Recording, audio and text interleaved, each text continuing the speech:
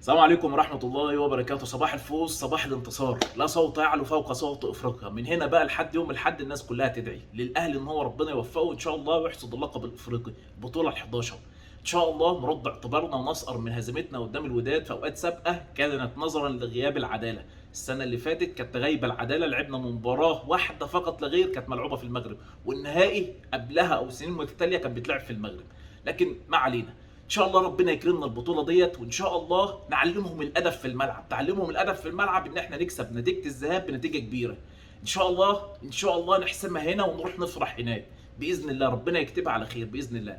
هيحصل ده لما نبدا من دلوقتي لحد يوم الاحد النهارده او بكره بالكتير يكون الساعه كامله للاستاد. الاهلي يلعب على الحتت دي الساعه كامله للاستاد، الجمهور اللي يروح يشجع يبقى جمهور بتاع تشجيع مش جمهور رحلات وخروجات.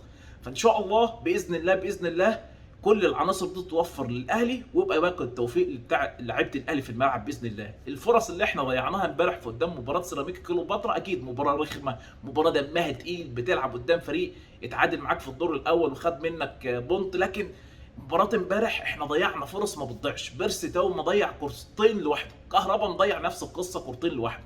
بالتالي الفرص دي قدام الوداد ما ينفعش تضيع.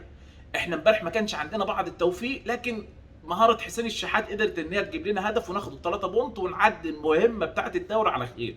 ثلاث مباريات كان قدام فرق غلسه قدرنا نحصل فيهم على 9 نقاط ونعزز صداره الدوري ل 62 نقطه، والحمد لله الاهلي بيقترب رويدا رويدا من بطوله الدوري ونحققها. لسه 10 مباريات ناخد منهم 5 مباريات ناخد بطوله الدوري. لكن احنا بنتكلم على مباراه افريقيا. انت اكيد عارف الوداد هيجي يرص لعيبته في الملعب، هيلعب على المرتده، حابب يخطف جون من الكرات الثابته اللي هو مميز فيها، بالتالي يطلع يسجل عندك هدف. احنا الحمد لله بقى 10 مباريات او عدينا ل 12 مباراه في مختلف البطولات ان احنا ما دخلش فينا هدف. امبارح كان عندنا بطل مصطفى شوبير حافظ على مرمانا، ان شاء الله يرجع برضه الشناوي ويحافظ على مرمانا قدام الوداد وان احنا ما نستقبلش اهداف.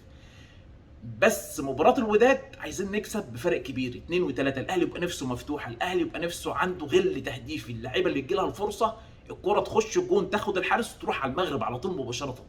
فان شاء الله يكون احنا موفقين قدام الوداد، لعيبتنا ما تضيعش الفرص اللي بتضيع السهله البسيطه اللي كانت قدام امبارح طبعا محمد بسام. فان شاء الله باذن الله باذن الله باذن الله عم كولر يكون موفق في اختيار العناصر اللي هتلعب، عم كولر يكون موفق باذن الله في التغييرات اللي هيجريها بين الشوطين وما يتاخرش علينا زي امبارح. في حتى بعض التغييرات ما تمتش امبارح، لكن زي ما بنقول لعيبه الاهلي اكيد الاداء اللي كنا شايفينه امبارح وما كانش عاجب حتى عم كولر، اكيد مش حابين ان احنا نشوفه قدام الوداد، لان الوداد هيبقى فريق غتت، فريق مش سهل، فريق برضه صعب بيلعب نهائي واكيد عايز اللقب زي ما احنا عايزين وهو حامل اللقب السنه اللي فاتت.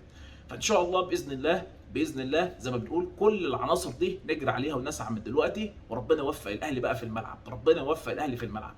ونتمنى ان شاء الله زي ما بنقول لعيبه الاهلي يبقى عندها غل في الملعب، عندها غل على الكوره، ان هي دايما تكون مستحوذه على الكوره، ما نفقدش الكوره، بل بالعكس احنا يكون عندنا عناصر المبادره وان احنا بنلعب على ارضنا وعندنا ثقه احنا احسن منهم.